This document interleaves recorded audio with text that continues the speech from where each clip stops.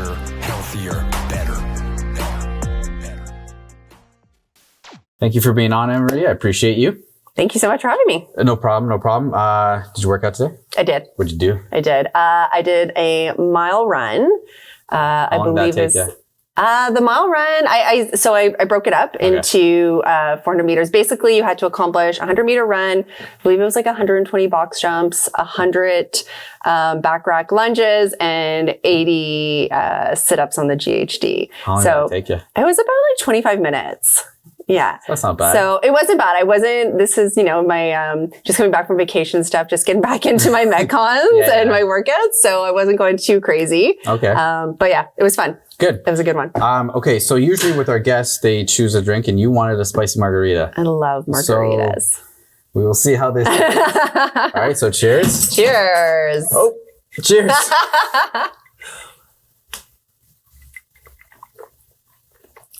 That's actually not bad. That's really good. I thought it'd be worse, to be honest. That's really good. Ignore the side in the back. Don't worry about it. We're playing around with some other stuff too. So very good. What other kind of margaritas do you like?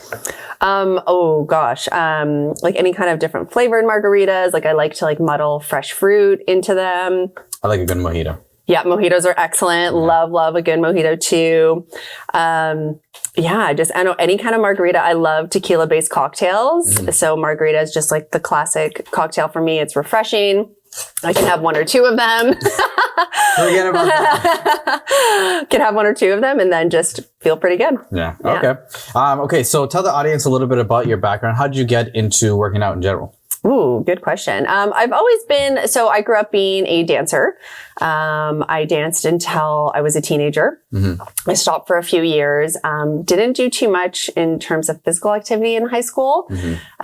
And then got a little bit lazier too throughout university. Mm-hmm. And then in my late 20s, I just started, I was like, you know what? It's time to make a difference here. I used to really love dance. I loved how it made my body feel. Mm-hmm. So I started just working out back at the gym. And then slowly I started running. I would do like a mile, and then I would do 3 miles, and then I went to 5 miles. So that's kind of how it started. Running was like my gateway back into fitness.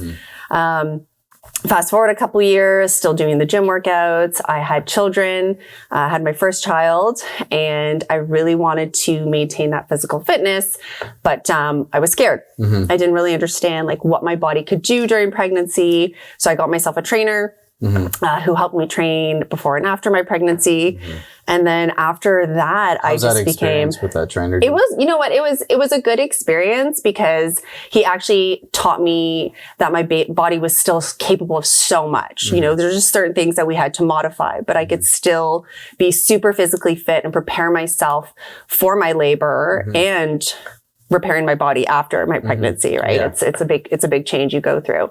So it just, overall, it was generally a really good experience. And I feel like I learned a lot, and I learned a lot about myself, and just the confidence it gave me was really, really amazing. And then after that, after having my first child, I just kind of became really obsessed with this notion of women, getting strong throughout their pregnancy, and not thinking that, having children had to their bodies weren't capable of what it was capable before. If anything, you could be even stronger post baby. So that became a passion of mine. I got pregnant again, did it all over again. Okay. And then that's when I really started my route into the personal training business, and really focusing on women too, going through the same experience. Okay. So with pregnancy, did you find that working out the second time was easier, or what? Well, it was harder in the sense because I had a toddler. Okay.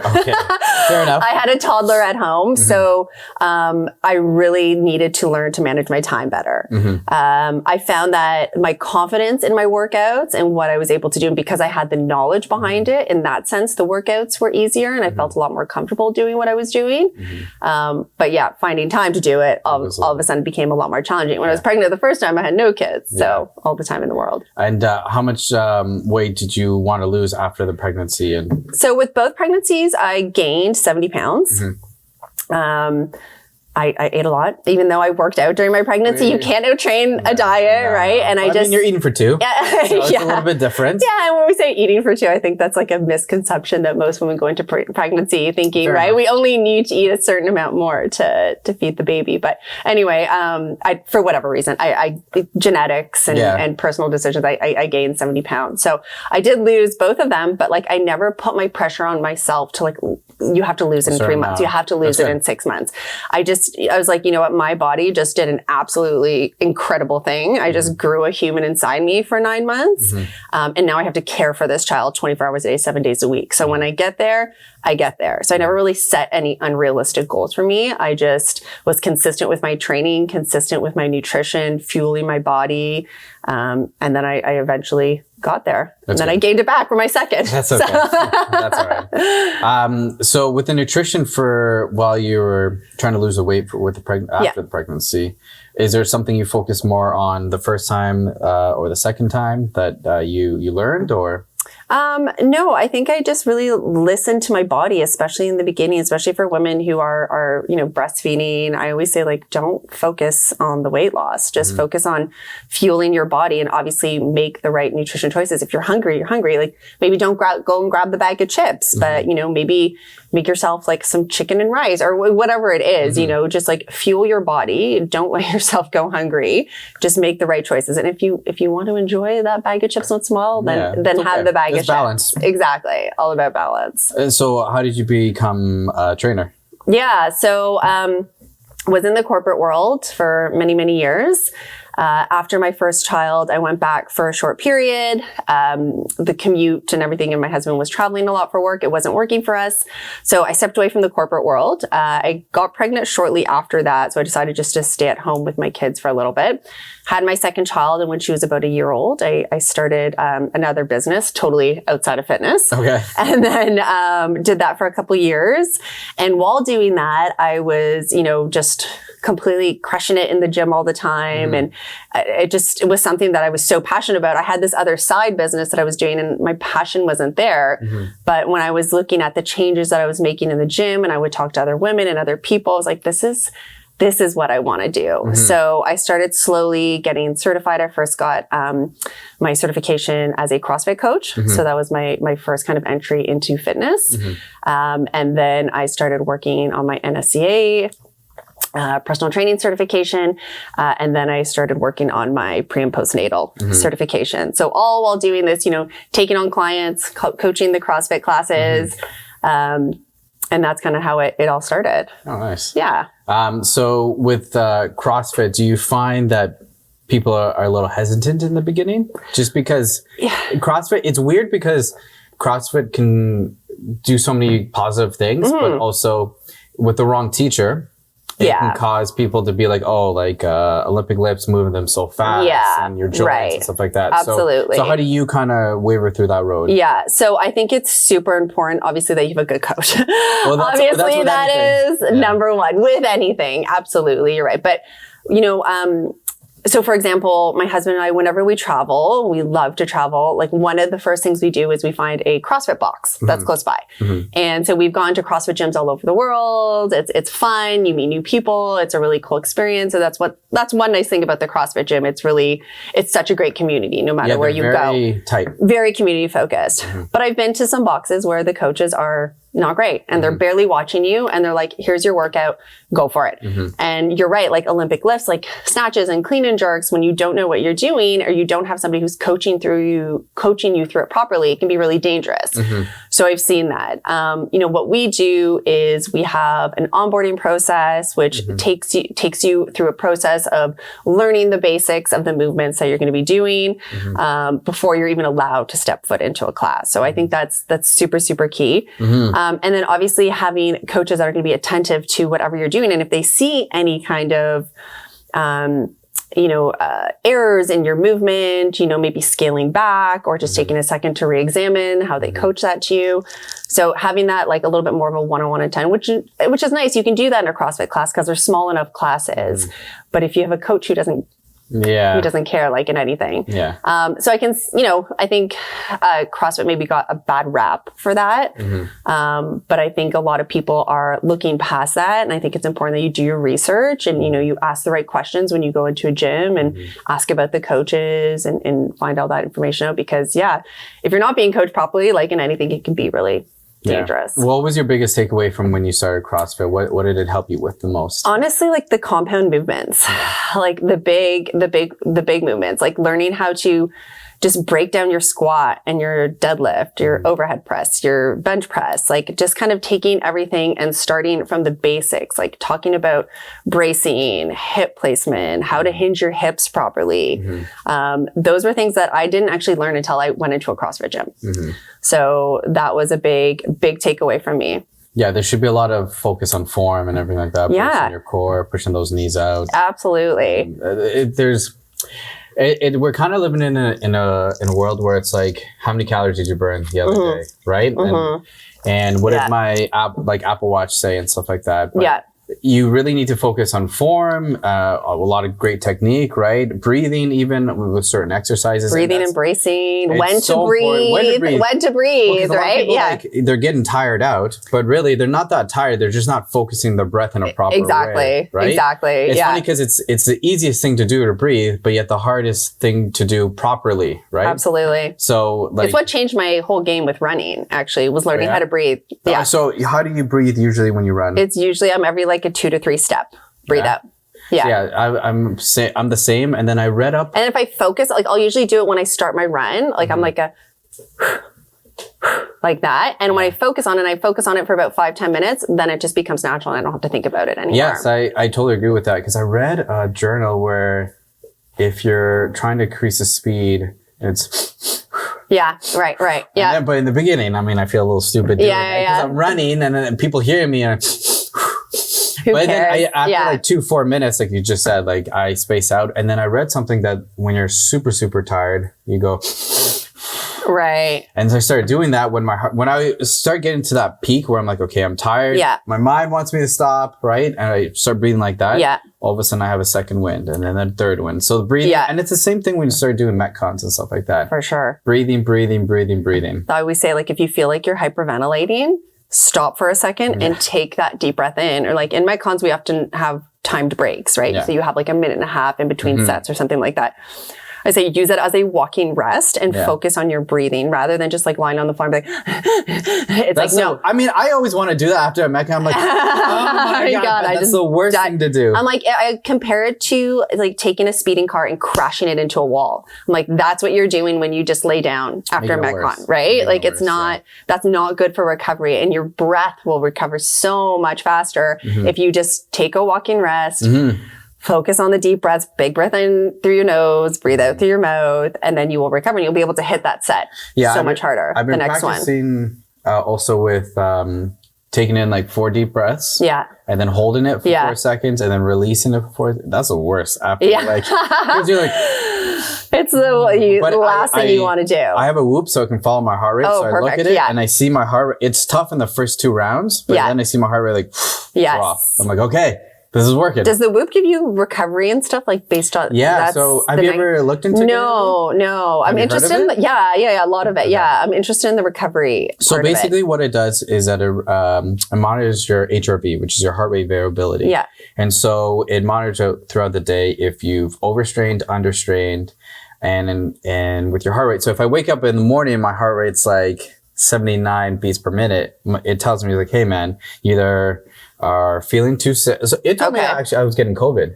I've heard that before. And it was right. That is interesting. And it was right. But it says either it monitors your body temperature. Yes, that's how. Okay. And the heart rate, right? Right. Because of the respiratory system. Right. So it either tells you, hey, you had a tough workout yesterday. Yeah. And you overstrained, or 2, you're getting sick, or 3, you drank too much.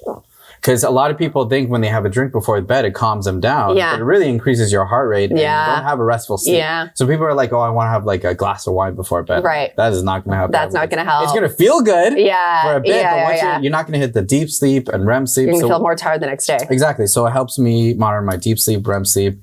And then it shoots where my heart rate is with my workouts, like pretty accurately. Yeah. I have a heart strap too. Yep. And it's completely changed my fitness game. Do you find you're like obsessed with it though? I was in the beginning. Yeah. I'm like, what did I, because you either wake up in the green. So green is obviously go. Yellow is like you're fine. You can overreach if you want. Red is dead. Okay. You can't work out. Well, it says go for a walk or stretch today. Okay. Or do something like that, or something for recovery, like an ice bath. But I do find because I press stop when I wake up and I look, and if I'm like not in the green, I'm like, fuck. No, I'm not in the green. So I do get a little obsessed in that sense. But because I am a little obsessed in that sense, I focus more on recovery, focus more on my drinking water and stuff like that, because every morning you have to do this huge journal of what you've done. So and it adds to the algorithm of you. That's awesome. So like it says like, did you drink yesterday? Did you go for a walk yesterday? Did you have sex last night? Yeah. Did you have the COVID the booster shot? Oh, it'll ask, did you overstrain yesterday? It'll go so in depth. Yeah, wow. And then over time, that algorithm will understand you a little bit more. That's so interesting. I think I just sold the Whoop. Yeah. That's your next sponsor. I hope so. But no. So what do you use for recovery? Nothing. So I'm interested to learn. No, not nothing. I mean, I take my recovery pretty seriously. I don't take any. Oh well, I mean, like I'll take like the couple supplements I take, but I don't take anything like CBD or anything like that. Like I take my recovery pretty seriously in the sense that I take my recovery days as active recovery days. So what do you do for an active recovery day? Yeah. So I'll go for a swim. I'll go for a bike ride with my kids. I'll go for a walk or a hike, depending. Some days I do nothing, like I'll always walk. I always get my steps in. Like walking is super important, but I typically train 5 days a week and I take 2 days to fully recover. Sleep is super important to me. Yeah. So I do the whole Apple Watch reminder, bedtime. I am asleep by 9:30. Oh, really? That's okay. Almost every single night. Yeah, like 9:30. I mean, I have an early start, right? So I'm usually up at about 4:30. So, getting my 7 hours is key. So sleep.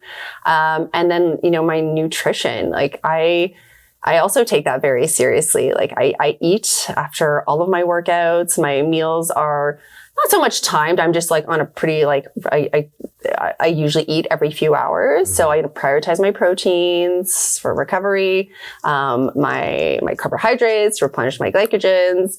So just kind of a lot of repetitiveness with my behaviors. But that consistency is why you're so successful. Exactly. Right? Like I think just like eating, people like, I often hear that like, I just don't have time. I'm like, we're all busy. Nobody has time to like cook a meal every 2 to 3 hours. Yeah. I'm not saying like, nor do you need to be cooking meals every 2 to 3 hours, but the preparation that goes into that just becomes, once again, with consistency and time, just becomes natural. And that's just a part of my life and my schedule. And when I was doing my bodybuilding competition last year, I think it was actually like, it actually taught me some really good habits. And I started eating a lot more than I ever thought that I needed to. But like my body, I was able to get through these grueling workouts because of the foods that I was eating and how consistently I was eating. Well, let's get into that a little bit more, because what would you say your major clientele is? In terms of like CrossFit or bodybuilding? In terms of goals.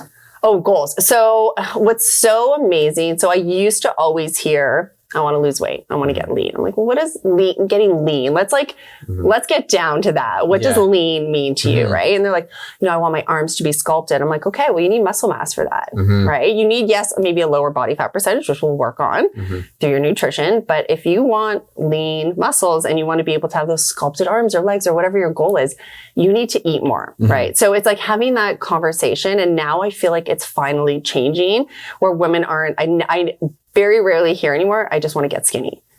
Like that's just a Skinny thing is of such the a bad word. past. It's such a terrible word. I hate it. I'm always like, let's change the narrative. Stop saying I want to be skinny. I want to be strong. I want to live a healthy life. I want to live a long life.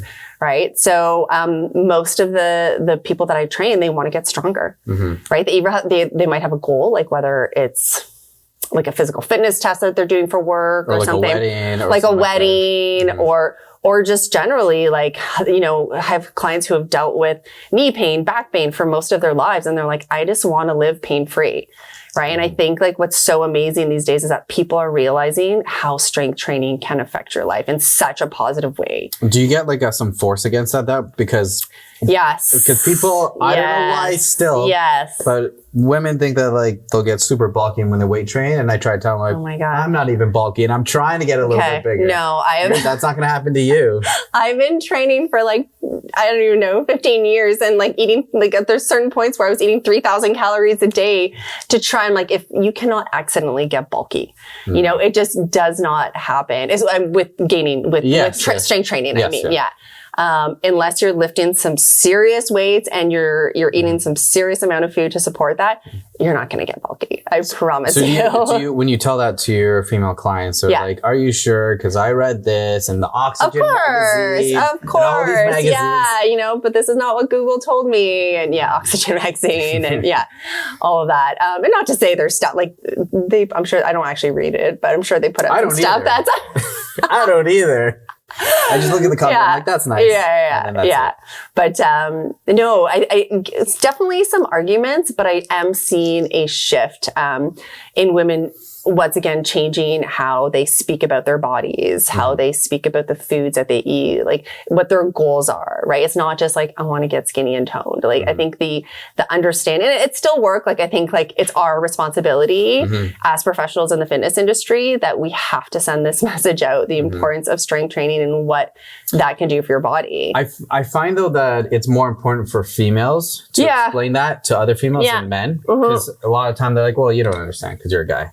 It's like, well, I do understand. But it's important to have people like you to show that like you can be physically strong and eat more and eat more carbs. My God, carbs. Eat more carbs. Everybody thinks carbs are... carbs. They've had such a rough go the last 20 years. So explain like why carbs are not so bad. Carbs are amazing and you absolutely need them, especially if you are strength training. You need to replenish those glycogen storages. I always say to people, I'm like, if you come in and you do this like hardcore workout and you feel so good about yourself and then you don't go home and eat some protein and carbs, you just wasted your time.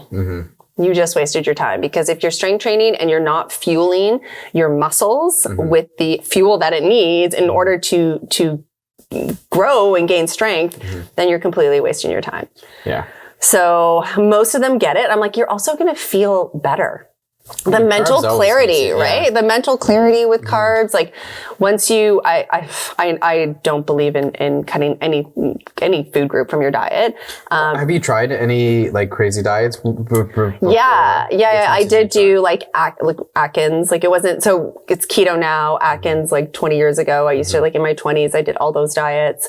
And how did you feel on that? Like, so I lost weight. Of course I lost weight, but I like look back at pictures. I'm like, I was just so skinny and frail and lethargic and I didn't feel good. You know, like I remember my husband did a no carb diet before our wedding. He lost 40 pounds. And like, we just look back at the pictures like, oh my God, he was just like a skeleton and he felt awful. And it was such an unhealthy way to do it. And the weight comes off quickly. Sure. I mean, you cut out carbohydrates from your diet. It's not sustainable. It's not realistic. So not only are you going to feel like crap while you've cut it out of your diet, yes, you will see results, but it's not sustainable. I mean, most people have tried this, right? Whether it's keto or just cutting out carbs for a certain amount of time, the weight comes back. It's not sustainable. It's tough because I don't think they understand, like some people understand it's like, okay, you're going to lose that weight, but like what happens after? Right? How are you going to keep that weight off? Exactly. Right? Exactly. And so it's better it's harder, but it's better in the long run to create like little habits and better eating habits and healthier habits. Yeah. And the weight comes off maybe a little bit slower. It does. It does. Yeah. But you have good habits to have a healthier life, and you can have balance. Absolutely. Right? People think there's no balance. Like when people see me have a spicy margarita or like a pizza or burger, they're like, you're so lucky you can do that. And why do you run? And I'm like, well, because this is balance. I like running and I like eating really good food. Exactly. Right? But most of the time I have my veggies, I have my lean meats and I probably like the same thing. Like I'm an 80-20 rule, like I live a pretty healthy life. Like, I eat really well. I eat a lot. I eat a lot of carbs. I eat a lot of protein. I eat fat. I make sure that my meals are balanced. But if I want to have a margarita on a Sunday afternoon, I'm going to have a margarita, right? Or last night I had pasta. Like people, when they come in and like, I'm so sorry I had carbs last night. I'm like, I want you to have carbs because I want you to have a kick-ass workout today. I think that you were saying, like, you kind of hit it bang on. Like, you're not going to lose the weight as quickly. No. But it will be consistent, right? I always say, like, this is not, like, whether it's weight loss or strength training or whatever your goal is, it's a marathon. This isn't a sprint.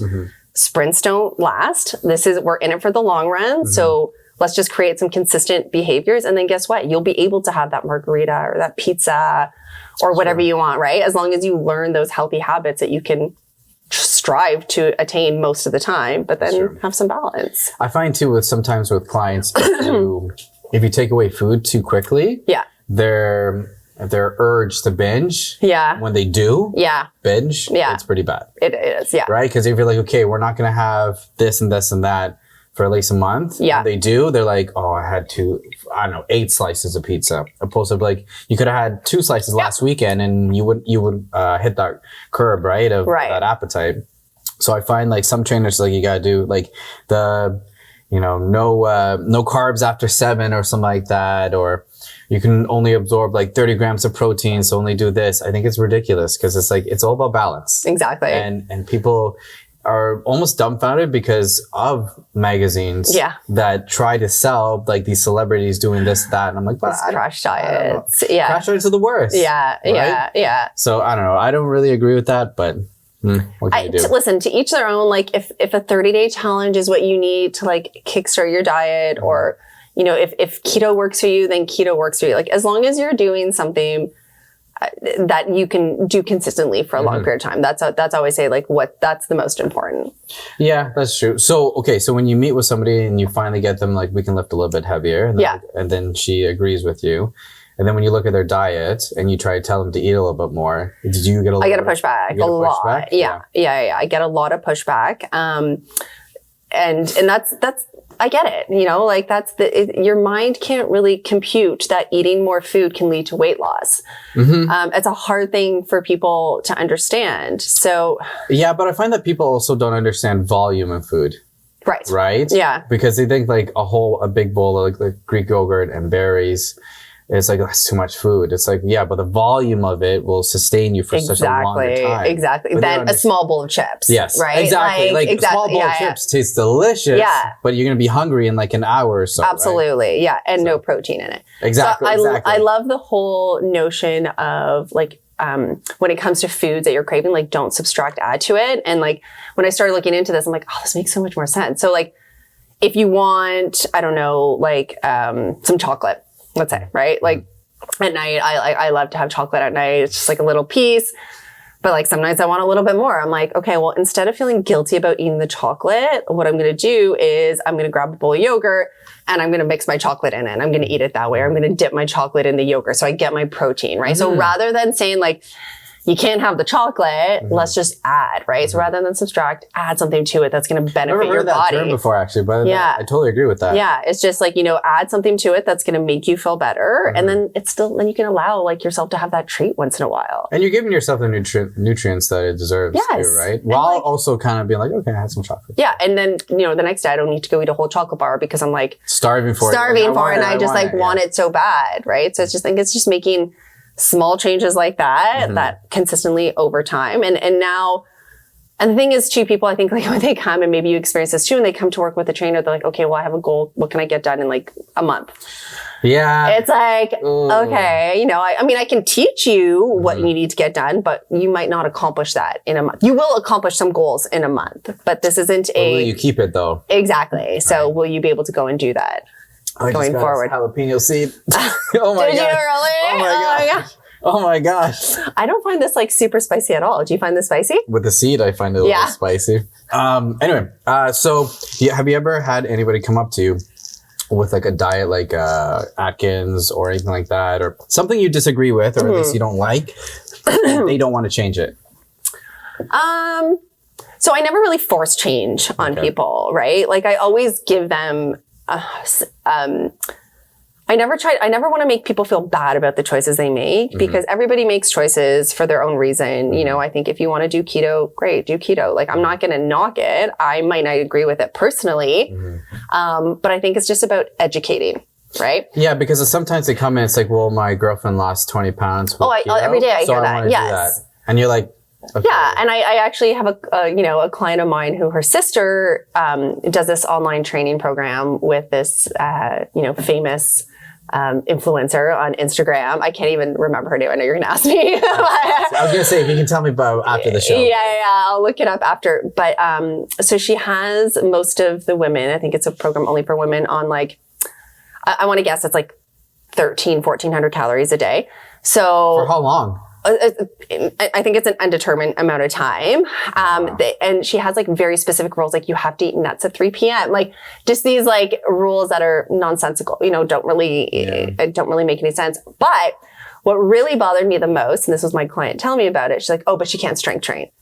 I'm like, well, what do you mean? And she's like, yeah, no, the program doesn't allow for it. I'm like, it doesn't allow for it because it's not enough calories to fuel your body. Yeah. That is not normal. That's also, you're putting that person in a very dangerous spot. Absolutely. Like there's just so much toxic information out there on Instagram. And I mean, this is probably a whole other show and I have so many different opinions on social media. We can talk about it. It's okay. I absolutely hate Instagram fitness. It's a toxic environment. And everybody's like, you need to be more active on it. And like, I try, but like, I'll give you an example. So I competed in a bodybuilding show. Yes, I was going to ask you about that. So I competed in a bodybuilding show. I did post a few pictures and videos the day of my show because, I have a lot of like friends and followers who were like, keep us posted. Like they couldn't be at the show and they wanted to see what was happening. Also, you're proud of yourself of like going through that. Sure. Right? Yeah, absolutely. I didn't post anything to be like, wow, look at me. Like, it wasn't about that. It was like, okay, I'm letting everybody know. I didn't post. And then after that, I didn't post any pictures. I didn't post anything about it for about a month. I was getting a lot of messages. People were like, what's going on? Where are you at now?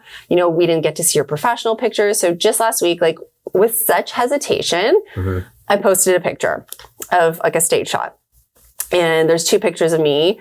And you've seen bodybuilding shows, like you're scantily clad dressed, like, your little bikini on, little high heels, which is, it is what it is. It's the bodybuilding world. But, I posted this and I was so scared. And so if you go onto my post and you read like the content of it, I made it very explicit that this was a competitive, the way my body looked on that day was not realistic. My body fat percentage was too low. My weight was too low. None of it was sustainable or realistic, nor do I want to live in that zone that I had to live in for a very short period to attain that. Like it was a competitive standard.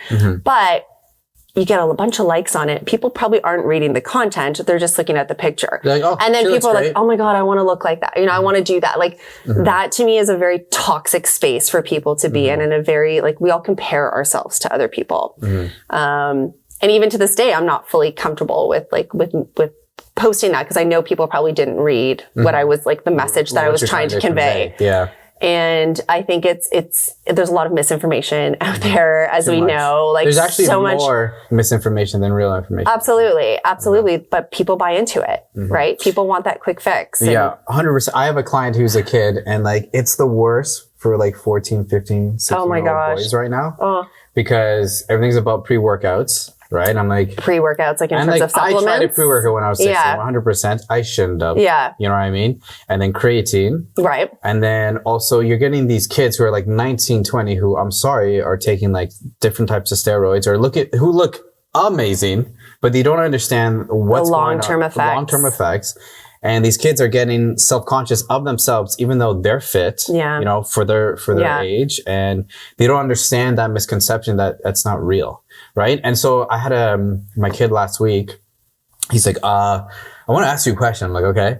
he's like, I heard drinking milk before bed helps you like build more muscle. And I'm like, and I know what he's trying to get at. And I'm like, oh, why? And he's like, well, fucking TikTok. And he's like, a TikToker told me. And I'm like, told you? And he's like, well, like told like put a post. I'm like, and I'm like, did he explain why? Yeah. He's like, no, he just said it builds more muscle. I'm like, is it because there's casein in milk and it's like longer lasting? He's like, yeah. I'm like, he's like, I think so. Yeah. I'm like, you can just have like a protein shake before bed. You don't have to worry about that. But it's this misinformation that's being sold out, right? Totally. Or like there was some crazy thing that was going on with kids that like you take pre-workout to the dome. Have you heard of this? No. Is that the dry scooping? Dry scooping. Okay. Well, the term for the cool kids is take it to the dome. Oh, okay. But it's dry scooping. I'm old, so. Even when people tell me, I'm like, I don't know what that means. But like dry scooping, which is the worst because you can choke on that. Right? Oh my God. It looks I never understood why people were doing that. I tried it one time. Okay. Please tell me you filmed it because I'd love to see that. No, because I'm like, what is this big deal? And then because their argument is that it absorbs faster. Oh yeah, right. Okay. But I'm like, I'm not looking to rush this. Okay. Like reason why I get a pre-workout that tastes good is so I can sip it. Yeah. Right. So why am I like trying to rush it? So I'm here. I'm just like, oh, this is the worst.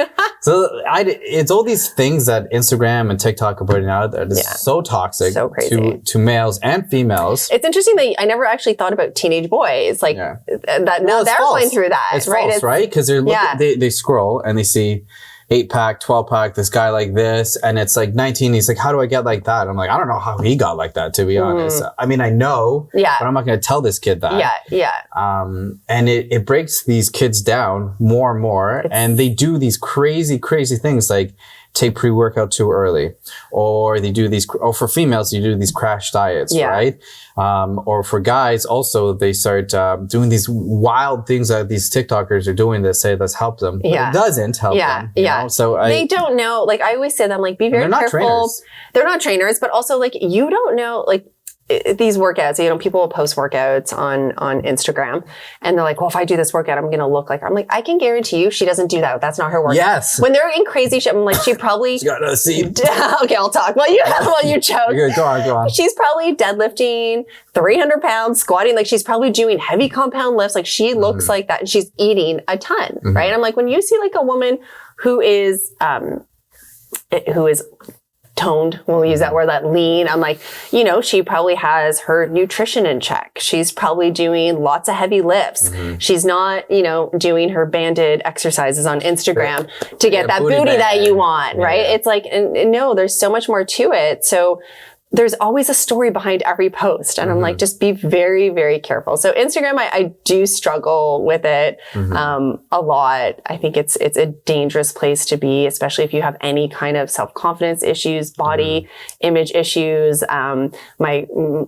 Just word of advice, like either get off of it I do this myself too. I start going through my list of people that I follow, and anybody who doesn't bring like body positivity in terms of like the fitness followers out there, like the influencers, like if you don't make me feel good about my body, or I know that you're putting out information out there that is false or misleading, I don't want it. Like it's just, it can be a very poisonous environment. I mean, like, I don't know about you, but like I didn't grow up with Instagram. We didn't have social media. I didn't, okay? I'm a 90s baby, okay? You're not, okay. I still remember that when you wanted to go hang out with your friend, you actually had a bike.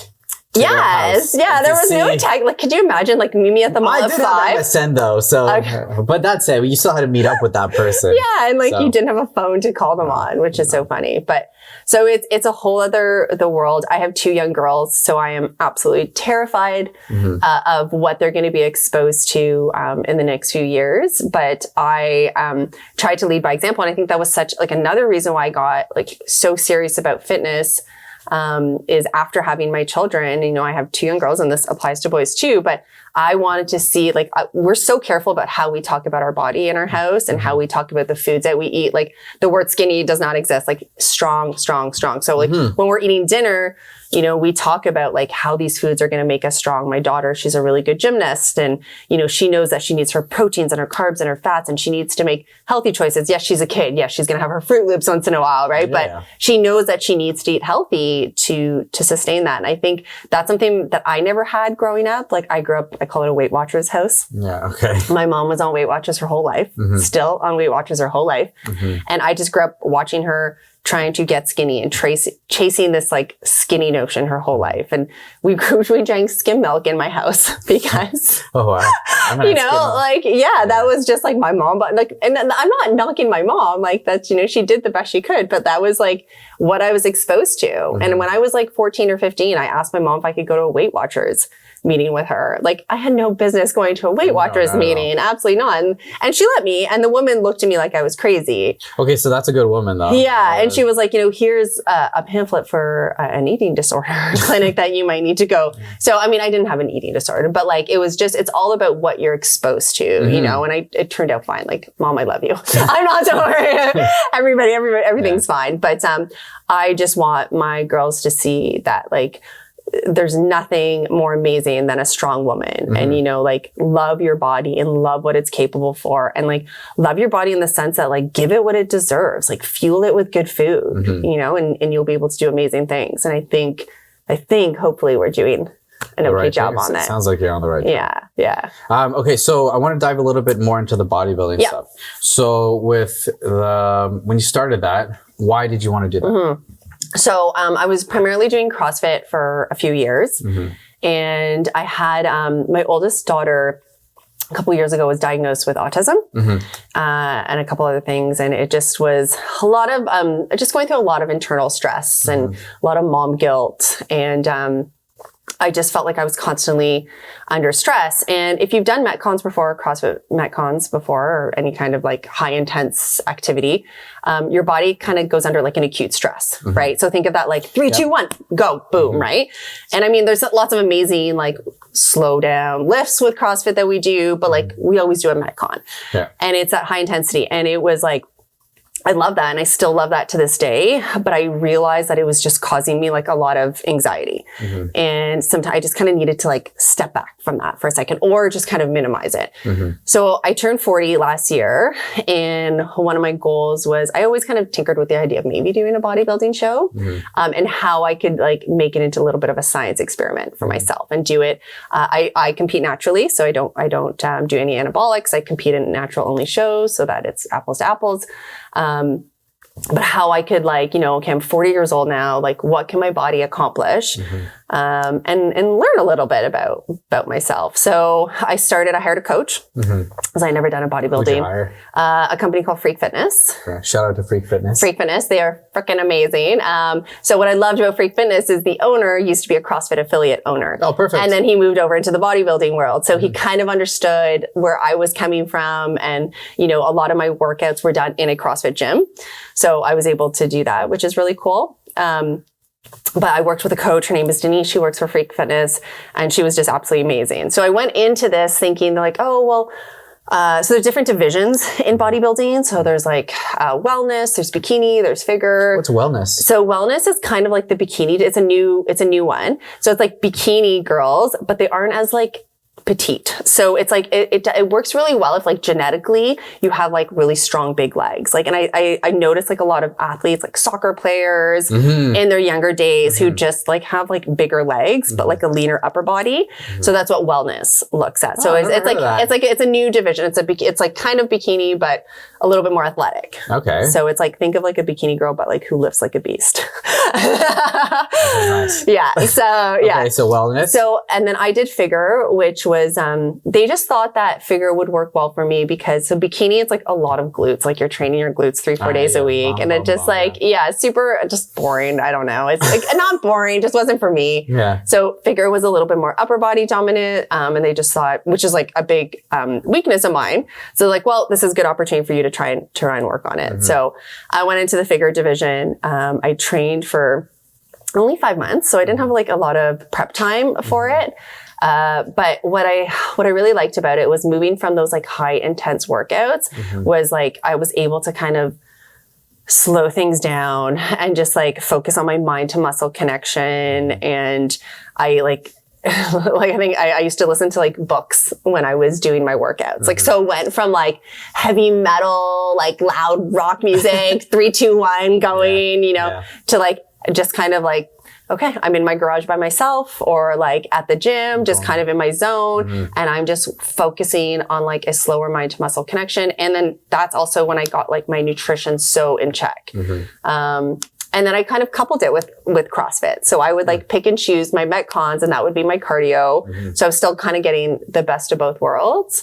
I also had like some previous shoulder injuries. So it was just kind of time for me to step back a little bit and just work on like, on my body. And, yeah, that was kind of how I got into it. Did you find when your eating habits, when you started doing that, people kind of like judged you a little bit? So I'm pretty lucky. Like my friends and family were so supportive about it. Like my husband would joke like, oh, Anne-Marie's going to bring her weird her weird bodybuilding food. Weird bodybuilding food. Okay. And I only kind of did that like at the very end. Cause like in the beginning, the first few months, like I was, I would allow myself meals that were like off track. So if I wanted to go out and have dinner with friends, I would just do that.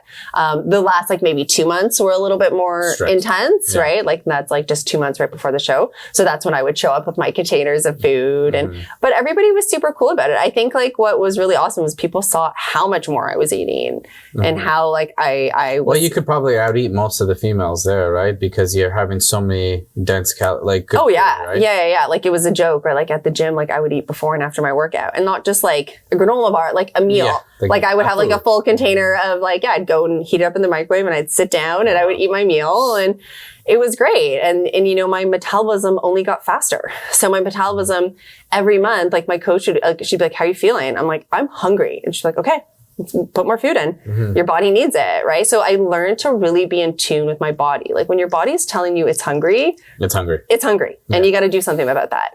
So I just would increase the right foods, rather than just making crappy decisions. And it taught me a lot about, like I said, like, so right now I'm in my off season, like what we call our bulking season. So I get to like be a lot more flexible with my diet, but still eat like the right foods, right? So like, yeah, I'm going to come and have a margarita, but I'm probably still going to go have that other meal that I prepared at home after this because I'm hungry and I want to eat. That's fair. And my muscles need that. So I really like, I've always been pretty in tune with it, but I think over the last, like that process of leading up to that show really helped me understand that I need to like fuel my body and listen to it. When it's hungry, it's hungry. Would you do it again?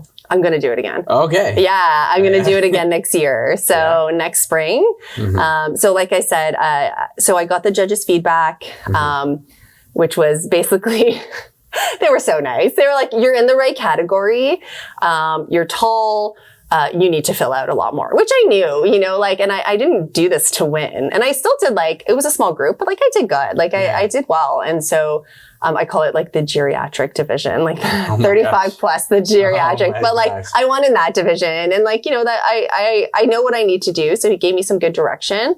But now I get to have some fun, like putting the muscle on, but also be comfortable putting fat on. Right. And I think that's like what a lot of people are uncomfortable with. It's like they want to get stronger. They want to put that muscle on. Like or you see somebody like on Instagram, I'm like, yeah, but that person probably got really comfortable with putting fat on because they realized they needed that to support the muscle growth. Exactly. Right. So you got to get to that point where like, you got to be accepting that your body's going to change in different ways. Yeah. You have to, even to be honest, even with me, like when I'm more trying to build lean muscle, to look at my weight go up on the scale for a second, it's like, whoa, what are we doing here? Yeah. You're like, you got to remind yourself. I'm having a heavy workout today. Like you have to remind yourself, and it can be troubling if you don't give yourself that self-reflection constantly. Like there's a reason for this. It's not like I'm not working out or doing this and I'm just eating crap and my weight's going up. Do you weigh yourself a lot? Right now I am, because I weigh myself every day right now because I'm trying to get super lean for my wedding. You're getting married. Yeah, I'm getting married. This summer? Yeah, September 10th. That's awesome. It's supposed to be September 11th, but it gets a little dicey because nice. You're not supposed to have a wedding. Oh, right. Okay. So yeah, September 10th. So I'm trying to get... So you have a goal. I do, and I'm working with my friend, strength coach. So shout out to the strength coach. Yeah. And we're working on some programming right now together on getting me on my best physique. That's awesome. We're doing that. So right now I weigh myself every day, but with the way that we have it is, it's Monday to Sunday, and then he has a sheet for me, and it shows the ratio of what I actually weigh. Okay. So let's say if most days I weigh 177. That's a good way of doing it. One day I was like 180. Yeah. The ratio is out, says, well, on ratio wise, you actually weigh 177. So Okay, don't let that I like bother that. I like that. So it's very healthy. That is because a good sometimes approach. when you weigh yourself every day, it can be super unhealthy because you're like, oh my God, why am I 0.2? Or Exactly. 1 pound over, Yeah. right? What did I do yesterday? Why did I? Exactly. Yeah. And I definitely have fallen into that before. Yeah. But I don't do that anymore. I do weigh myself now more, but just because so I can monitor everything. That's awesome. I like that. Did you find that you had to do that too when you were? I had to weigh myself just every Monday during the process.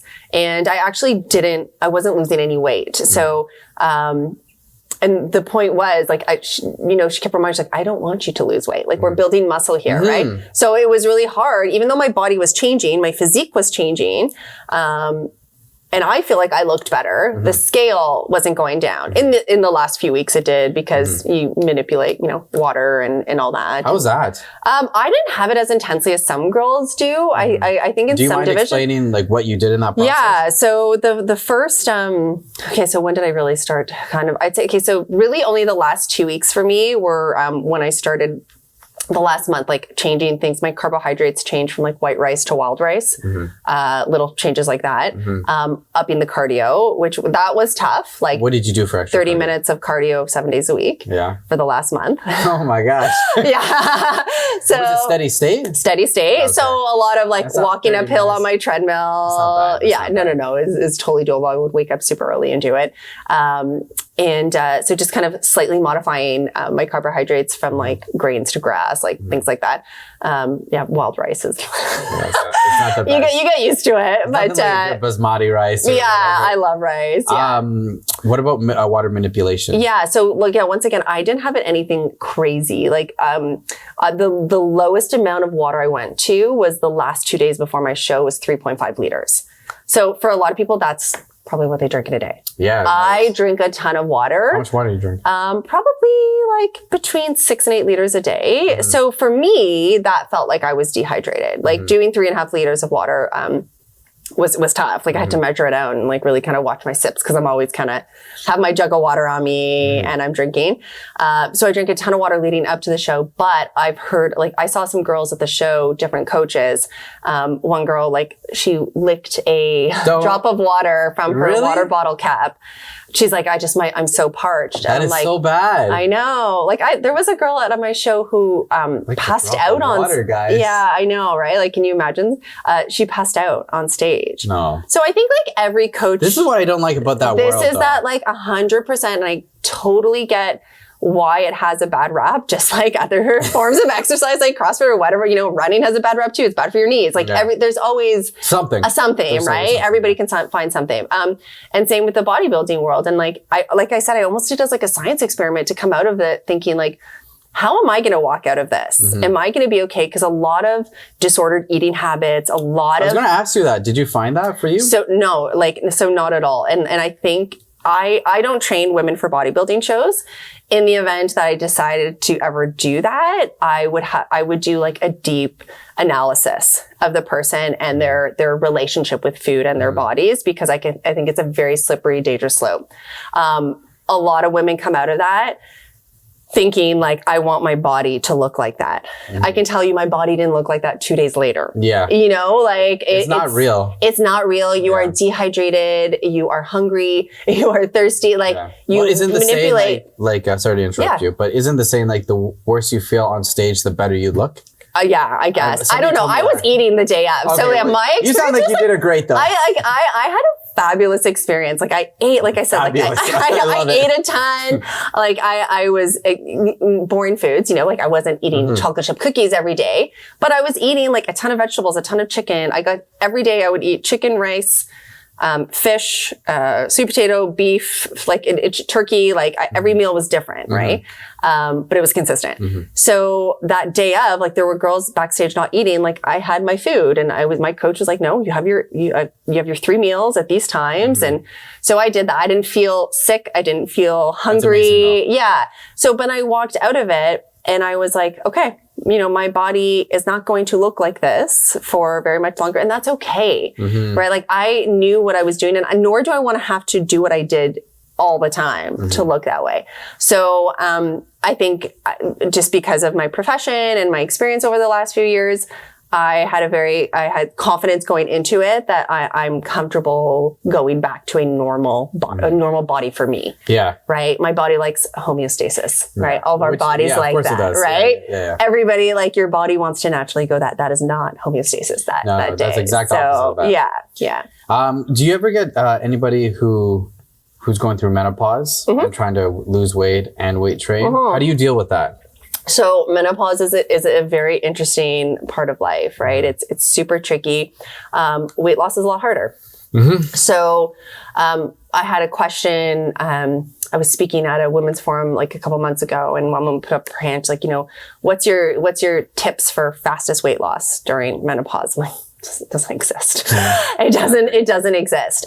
One thing, and not to harp on strength training, but like, with age, even after like the age of 30, the rate of your metabolism goes down and down, right? Muscle atrophy, you lose that. It goes down and down with age, right? So really you're fighting an uphill battle. So strength training is going to combat those two. It's going to help you with your metabolism, which then hence is going to help you with weight loss.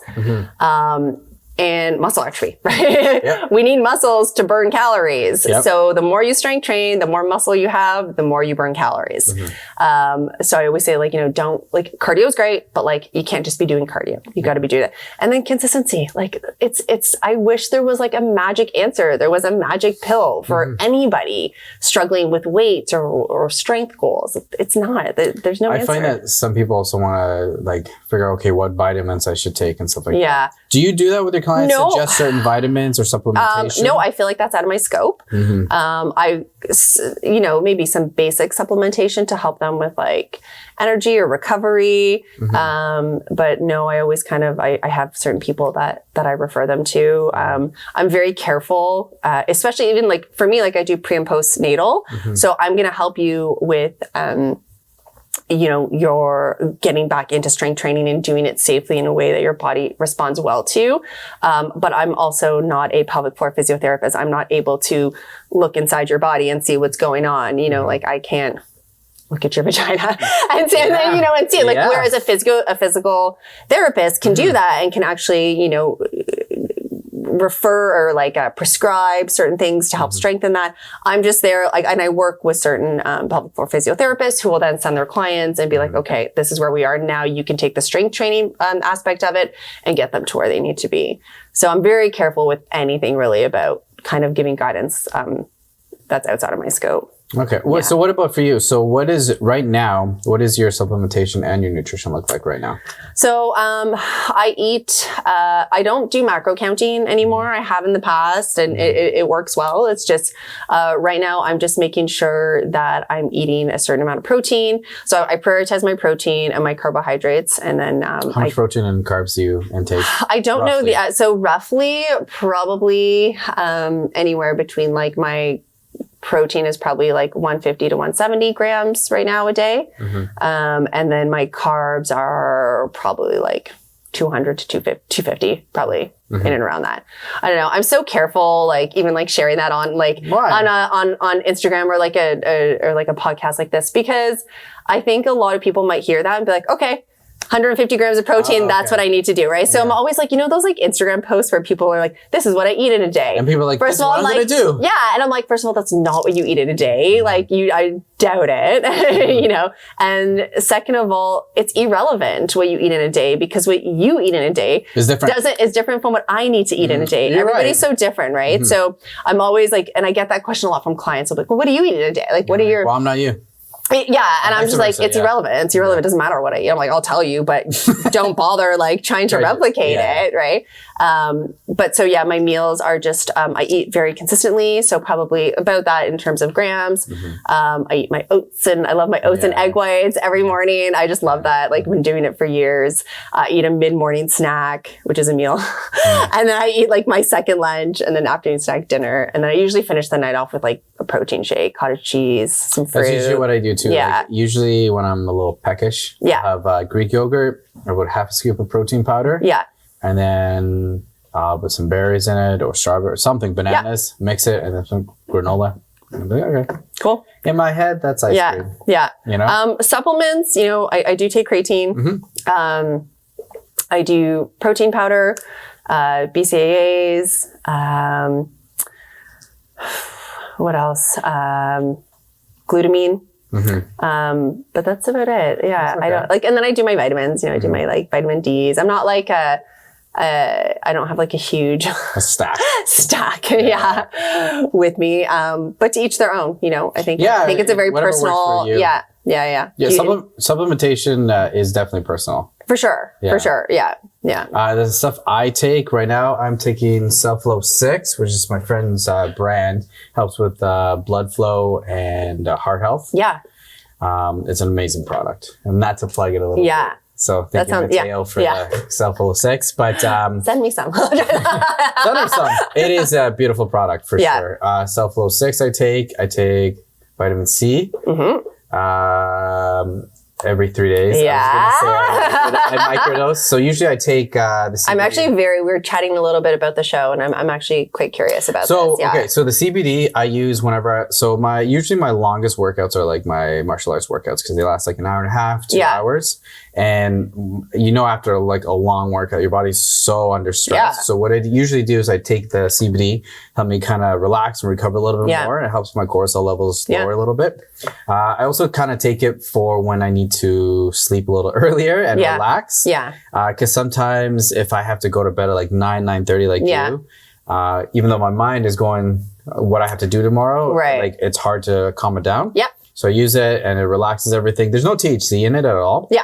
So it kind of relaxes me. And then with microdosing with the pills, it creates, basically what it does is it gives me like a sprint of creativity. So whenever I have to do programming or whenever I love that. Whenever I do programming for clients or for reading, it kind of opens my mind up to more pay attention at a different level. Yeah. It sounds a little kooky, but it's really that's really cool. Yeah. And then the microdosing with the liquid, this one's a lot stronger. Okay. So what I usually use this for is actually replace it with instead of caffeine, which is kind of wild. Oh. So I love my caffeine. Yeah. So usually I have my caffeine in the morning. I try to have a caffeine budget around like 400 or 500 milligrams a day. Okay. So like a coffee in the morning. Yep. I get sent to me a lot of energy drinks so I do like my energy drinks. You do? I don't like Red Bull or Monster. What's your favorite? Ghost, because there's no dyes in it. Okay. There's no sugar in it. The caffeine is actually organic coffee bean and it has nootropics in it. So it's like on a different level. So I like that. But when I wake up in the morning, I take this, and I don't think I need caffeine for it's not that I shouldn't say I need caffeine, but I feel so focused for I think 10, 12 hours. Wow. And then and then they suggested me to take it while I was doing martial arts, and I took it, and I was so focused that I literally felt like Neo in the Matrix. It was really weird because I need some of this magic. I know. We actually have some samples, so I'll give you some. But you literally feel so engaged, and you feel so focused, and you feel so creative that it. The best way to explain it is that you feel like you're playing on a different chessboard in front of people. So that's so cool. Wild. Yeah. Okay. I think I killed a guy. I think you sold it. So discount code, get off 15 just to let you know, Neurodose.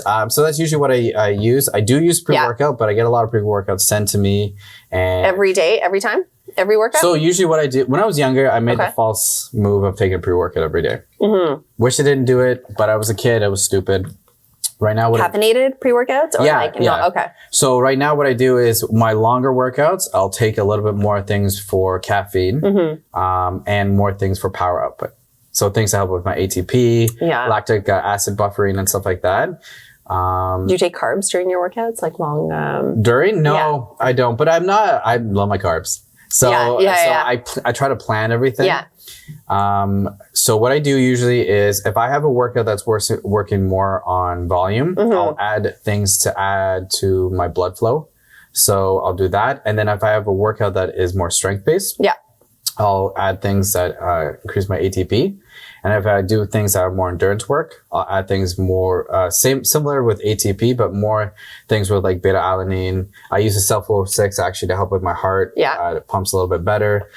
And so what I do also is that one day will be like 2 250 milligrams of caffeine and other stimulants. And then the other day will be like low, like pretty much a cup of coffee, which is 125 milligrams of caffeine and more nootropics to kind of wake up my brain. Yeah.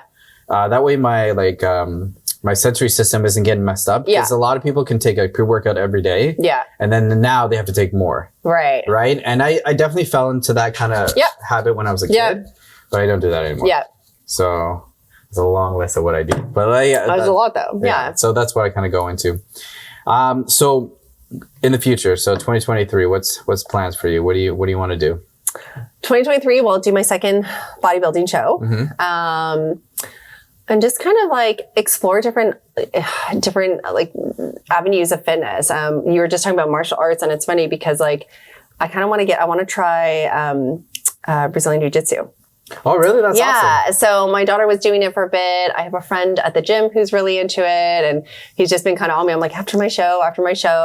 I just think that like, you should get your blue belt. Is that what you're like? Yeah. So if you get your blue belt, which is the first belt. Yeah. If you get that, you can safely defend yourself against anyone. Pretty much. Like cool. It's what they it's what they recommend police officers to barely have. Okay. Wow. Their blue belt, but anybody can get it. It's just commitment. Yeah. Get it. I know, absolutely. So that's what I'm thinking of doing. Just exploring different things, like still doing my CrossFit, still doing the bodybuilding, but just trying different things out that really kind of make me happy, you know? And if it's like, even with the bodybuilding, like if it's something that I'm no longer happy with, like I'm done, right? And I always I have to start living by my own words, because I'm like, you know, choose what makes you happy and motivated, right? So right now, just exploring different things. And I think I did that. Like I had a lot of fun with the bodybuilding. That was something new for me. Just going down that route and trying different things is kind of my goal for next year, and just have fun with it. Like that's awesome. I don't want fitness to be stressful or boring. You know, as soon as it gets that way, then you get that kind of itch, right, to move on, or you lose that motivation. Yeah, it's not anymore yours. Yeah. Right? Yeah. So, where can they reach you out at? Yeah. So, getfitwitham.ca is my website. Getfitwitham on Instagram and Facebook. Anne-Marie Gabrini. I'm there. And then what do you train out of? So I train out of my home and out of the gym. We're not going to ask for your address. Right in Aurora. I'm in Aurora. So I train out of both locations. And that's where I am right now. And awesome. I think I'll be there for a while. Awesome. Well, I appreciate you coming on. I can't wait to have you back on. This was a ton of fun. Yeah. And I really apprate the margarita. You totally crushed it. Yeah. That was awesome. Yeah, it was okay. Cool. Next time though, we're going to have tequila. What do you, straight up tequila? Good tequila. Good tequila. I've never done that. I've never actually had straight up tequila. Next time, I promise you. All right. What's the date? But other than that, we're done. Have a good rest of the day. Thank you. Love you guys. Thanks, guys.